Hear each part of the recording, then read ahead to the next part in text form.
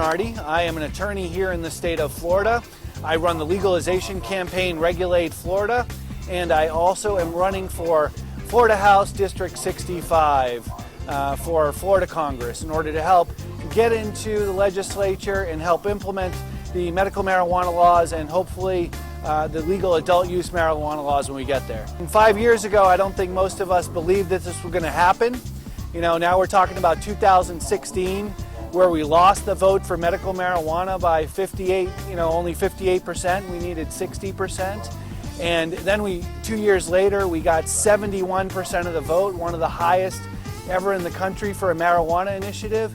And now today, we have some of the biggest cannabis companies in the world that started and are stationed now here in Florida.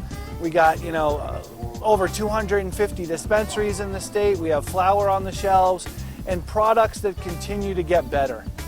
Well, the Regulate Florida goals are to stop adults 21 plus from getting arrested for cannabis. That's our number one, issue. We gotta stop filling our prisons with people for marijuana. I mean, that is number one. It has to stop.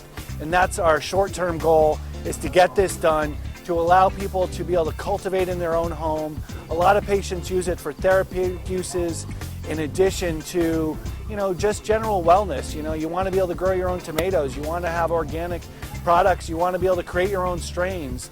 And we believe that that's important for the people. So realistically, number one, it's stopping arrests. The new Republican Party isn't quite here yet in Florida on this, as far as who is in the legislature currently in a lot of respects.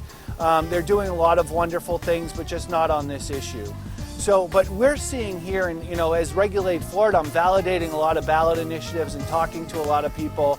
When I do Republican events, there's a lot of influx of people. So like when I first started with cannabis and talking about medical marijuana, all these Republicans are pulling me aside and saying they support it. Now, when you look at the polls and the demographics here in the state of Florida, when we had voted 71% in favor of medical marijuana, that was the Trump-Hillary election.